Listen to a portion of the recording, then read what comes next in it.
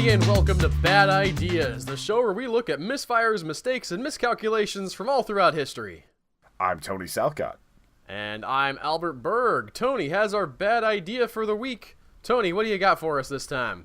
This one's going to be a little bit of a broader topic because we had a listener send in a very specific thing about a bad form of birth control.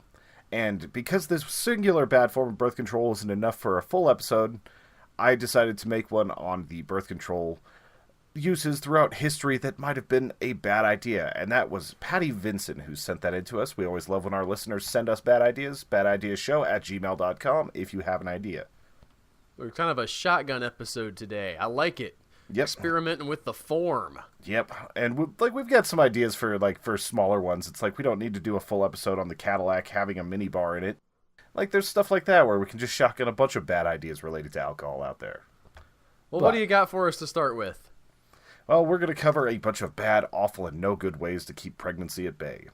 Surely, there will be some anatomical discussions, so if the idea of Albert whispering the words vagina weirds you out, you might need to skip this one. But Why we're would all I whisper professionals the word here. vagina? I could just say it like a normal person. That's true. That's true. If you start whispering, that might weird me out, too. But let's get in the Wayback Machine and take a look at some of the first contraceptives ever used.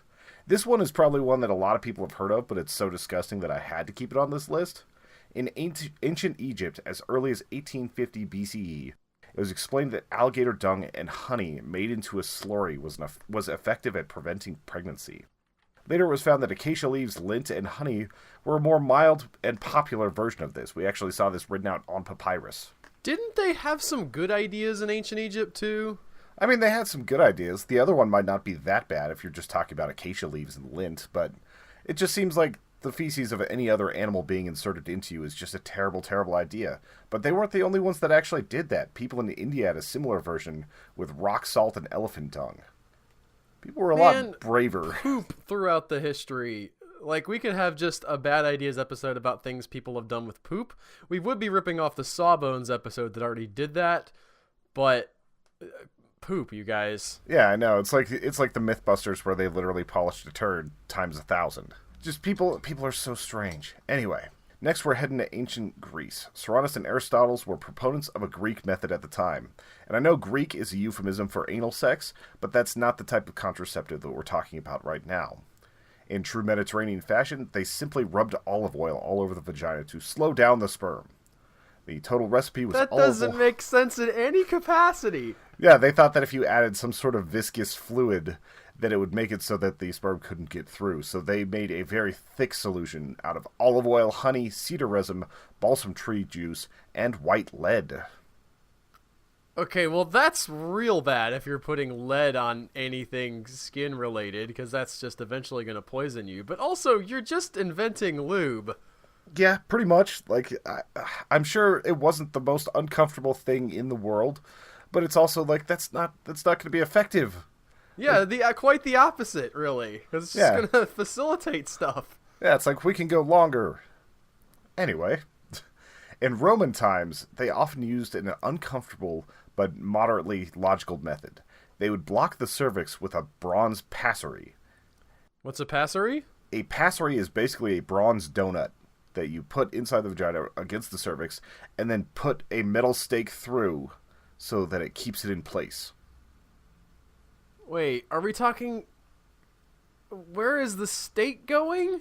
Up into the uterus. Yeah, okay, so it's not like a piercing type of a thing. No, it's not piercing, just sort but of held in by friction. I'm sure if done wrong, it could be a piercing thing, and I'm sure that about a third of our audience, which are the women on here, have probably turned this podcast off after hearing about that. I'm still trying to, like, visualize. I don't know that I have, like, the best mental map of everything that's going on way up in there. So yeah, just go ahead and Google bronze passery, and you'll be able to figure it out. For me. And the thing is, like a pessary is also like, which is kind of like the sponge type thing. That's anything that can block the cervix so that you don't have the semen get through. And they're actually moderately effective forms of birth control. It's just anytime you're talking about putting like a bronze ring inside somebody, just sounds like it's going to be a bad idea. Although it would be more sanitary than a lot of the other things we're discussing, because bacteria It is not wasn't going to poop on it, thrive. Yeah, probably. yeah, and bacteria doesn't exactly thrive on metal, so if you cleaned it up enough, it wouldn't be that big of a problem. China had a very strange method of birth control as well. This one went back to about 800 BCE, and this one involved a woman boiling 16 tadpoles in lead and then swallowing the fried amphibians. I don't think we need to tell you that lead being drank or used to boil ingestibles is a bad idea. It's just flat out dumb. It's one of those things where every time you listen to an episode of Sawbones or you hear about ancient medical stuff, they're always putting it in mercury or putting it in lead. Although, to be fair, that does put Chinese, like, really on the forefront of the whole fried frog legs phenomenon. Yeah, we all thought it was a French thing, and no, it was just it was a birth control back in China. France, pick up your restaurant game. They did manage to get rid of the lead, though, so that's nice. Editor's note. I actually meant mercury, not lead, for the tadpoles. Soranus, one of the people that we talked about earlier who was a student of Aristotle, also encouraged women to drink the water from blacksmiths, believing that the lead and heavy metals would prevent pregnancy. I don't think he understood that that also would prevent life in general, and it would kill the people drinking the blacksmith water. Now, we're talking, if you're wondering what a blacksmith would be doing with water, I believe this is the water that you would use to temper what you're working on. So you heat something up really hot, you do your work on it, and then you dunk it in some water to cool it down really fast, and that makes it strong. Yes, that's the water that we are talking about, the one where you always see him like putting the red hot iron or whatever into the water. So all the flakes, all the other things, all the stuff that's been on his hammer, the ash, everything else just gets into this water. I could not find a reason why he thought that would actually work. Well, they didn't need a reason back then. It just had to feel good, Tony. Yeah, pretty much. And I'm sure drinking that water was just so tasty. It probably looked like chocolate milk. The next one seems a lot more silly than it is harmful, so at least we got something that's not quite so cringe-inducing. In medieval Europe, a garter belt with weasel testicles was fashioned for women wanting to avoid pregnancy. These testicles simply rested on the leg, and I guess it was just magic. Or it was like a dude sees those and he's like, what are you implying? Where did that come from? That smells really bad. And it just sort of prevents the whole process from even getting started. Yeah, it's a very aggressive move whenever you've got a pair of testicles already resting on your leg. Yeah, most people, like, not going to say that. Never mind. Say it. I want to know. I'll cut it if it's bad. I mean, I was just going to say, like, I know that, like, you might have that experience today in the other direction where somebody was trying to hide some testicles, but it's not weasel testicles. No, it's definitely not weasel. I'm assuming that weasel testicles aren't that massive, but still. Well, yeah, that's what I'm thinking too. Like, you've got a tiny little testicles that you're like, maybe it's like a commentary on okay, we find the smallest testicles we can find. Like, the aura of these tiny, tiny testicles will influence the testicles of the regular dude and make him too ashamed to produce sperm or something. Yeah, or you go the opposite way if you actually want to have a baby and you go get, like, elephant testicles. Well, probably like bowls around then. Although they were really into like the exotic, hard to get stuff, so that you couldn't actually disprove that it worked. Also, in medieval Europe, they used a fumigation technique after they used these weasel testicles, in which a woman would straddle hot stones, pour a mixture of water and herbs over them, and insert a tube that allowed the steam into their vaginas. The Egyptians did this as well, and into the 20th century, Jewish women in Manhattan fell into using this. It was a weird trend for a little while where these girls in Manhattan used it as an abortion method, where they straddled a pot of boiling water filled with onions and ended up basically fumigating and doing some other things that would cause supposedly an abortion. I couldn't find any success rates on this one. It was a very weird side fact in a Mashable article. We need to get somebody to give us funding to do a double-blind study on fumigating your vagina. With onions. With onions. I think this might still also be a thing. I'm not 100% sure, but I think Gwyneth Paltrow is trying to bring this one back. There's a lot of these homeopathic treatments that are still around. Like most of these things that we're talking about today, I found on homeopathic sites as like evidence that ancient birth control worked. Because what? that like there's Like been people natural in the ways olden of doing days this. did have kids. I don't. It's They were better on the other end of it. Like you don't get a lot of. Sort of my experience of ancient peoples is a lot through the Bible, and I know that there are some stories of people who are saying like, "Hey, this will really help me like get pregnant more than like the other end of I don't want to get pregnant. I better, I don't know, like cross my legs or something." yeah. It's like that abstinence part is pretty clear in there for not wanting to get pregnant anyway. But You'd think so, but man, they were not good at it. no, At I don't any think point. I don't think that's ever been a thing that people are really good at in society. Even now, like with all the things we have, there's still a lot of accidents happening. Now we're going to head out to the early frontiers of Canada, where a frontier woman would get beaver testicles, dry them, grind them, and then add them to moonshine to make a sort of testy tea. More recently, some scientists tested this out and found that these testicles could actually increase androgen, a male sex hormone, and this would lower fertility rates in women because it was a male hormone and it would give them slightly less of a chance to get pregnant. It's not like 100% thing, but this one is actually something that could have been slightly more effective than doing nothing at all. Although if you're drinking a lot of moonshine, that might lead to a lot more sex anyway. I was gonna say, it's interesting that they keep circling around like, I don't want to have babies, I guess I better get some animal testicles and do something with them. Yeah. Well, if you look at what the original birth control like pill was made of, it was made from pregnant horse urine. So it's like you got to get hormones from the animals that have that sort of thing going on. It's kind of an interesting thing where we make it synthetic later, but that's where the origins were. This time we're heading over to Europe, where Lothario Casanova was having his way with a supposed 6 women per night. His choice of contraceptive was to simply use half of a lemon. The acidity was believed to be a spermicide, but many wonder if it worked as a sort of cervical cap as well. Yeah, I was gonna say, if you're like, there's just like the blockage that's happening as well with a whole half a lemon. Yeah, that's not a small thing. And since Casanova only had a small number of bastards, this was believed that it actually had a bit of work there. In 2008, an Australian research group actually tested this out and found that lemon juice was actually a very effective spermicide and even killed the HIV virus.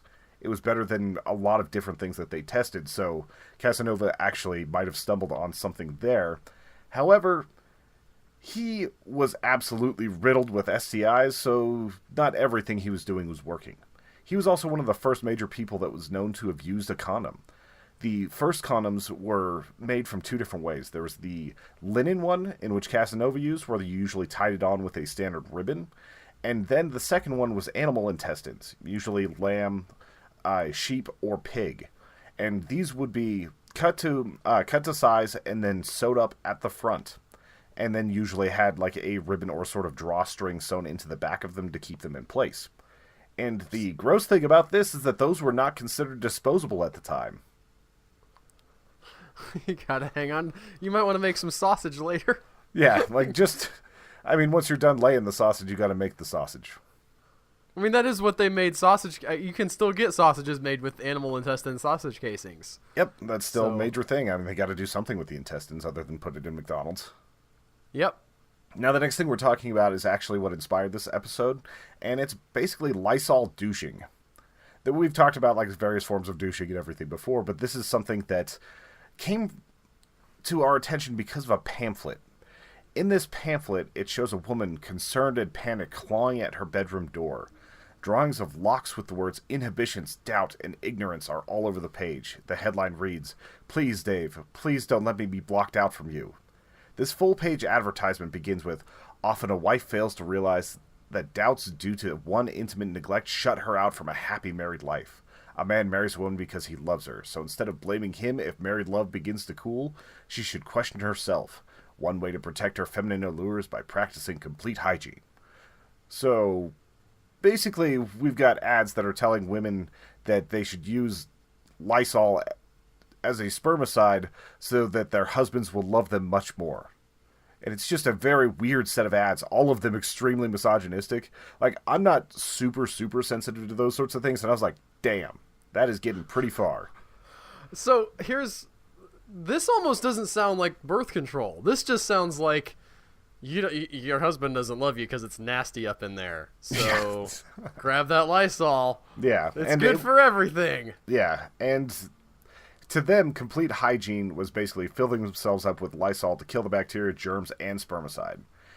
Back in the day, it was actually a different formula, though. It contained a chemical named cresol, which caused inflammation, burning, and occasionally death. By 1911, doctors had recorded 193 Lysol poisonings and 5 deaths from the uterine irrigations. This was I was going to say, I was about to ask if, like, people actually did this, if they... I don't want to say dumb, because you just don't... Like, people just don't know things sometimes. Yeah, and if you see it advertised, you probably assume it's going to be safe. Yeah, but the fact that there actually were a good number of, like, documented cases of this hurting women... Okay, yeah, that was a serious misstep. Yeah, and before they changed the formula in 1953, it was a much more concentrated dose. Like, they found out you don't need as much Lysol to kill bacteria. So, back in the day, it was just, like, straight up, like, burn it to the ground instead of just enough to kill the bacteria like it is now in their current formula. We should say, I feel compelled to say, sort of in defense of Lysol, that right there was a super bad, like, step. However, Lysol also did save, like, a ton of lives by being used in, like, the cleaning of surgical theaters and stuff, where before it just kind of wasn't. So this particular application was ill-advised, but let's not, like, throw the baby out with the bathwater. Lysol at the time did do a lot of good. Yeah, I'd rather visit a hospital post-Lysol. Not yeah. Like, it's a douchey move, literally. But anyway. Also, this wasn't entirely effective as a contraceptive, but it was great for getting rid of the body's natural bacteria biome, which could help prevent many other types of infection. In a study done in 1933, 507 women used Lysol douches as their sole form of birth control, and more than half of them ended up pregnant within 1 year. And probably dealing with some real bad yeast infections along the way. Probably. There's one other type of douching that we're going to cover in this because I found it particularly fascinating, and it started in the 1950s when carbolic acid was considered a fantastic spermicide. This was also because one of the primary ingredients in Coca-Cola was carbolic acid, and the shape of the bottle allowed for easy use, especially when shaken. Use your imagination, kids. In 2008, it was found in a Harvard study that normal Coca-Cola would kill 41% of sperm within a minute, but that Diet Coke actually had a 100% kill rate in just 30 seconds. What about with Mentos, though? I think that would cause a different type of problem. I have heard from Achievement Hunter that there are videos of people doing that on various websites online and seeing the results, and some of it leads to hospitalizations. I have no questions. I don't want to know about that. You can Google that on your own time. I did have a little bit of time to go look around the internet for all sorts of homeopathic contraceptives, things like stone seed root tea, Queen Anne's lace, smartweed, and ruetin. A lot of these also espouse some of the ancient wisdom of old cultures. Most of this was centered around Native American herbology. There were a few that were going back to Chinese ones, thankfully not the ones with mercury or lead, but they were talking about different various roots and things that could help with it there. They claimed that certain ones helped with making it so that you couldn't ovulate. Some made it so that you just wouldn't be able to build up enough wall before your next menstrual cycle to allow for pregnancy to happen.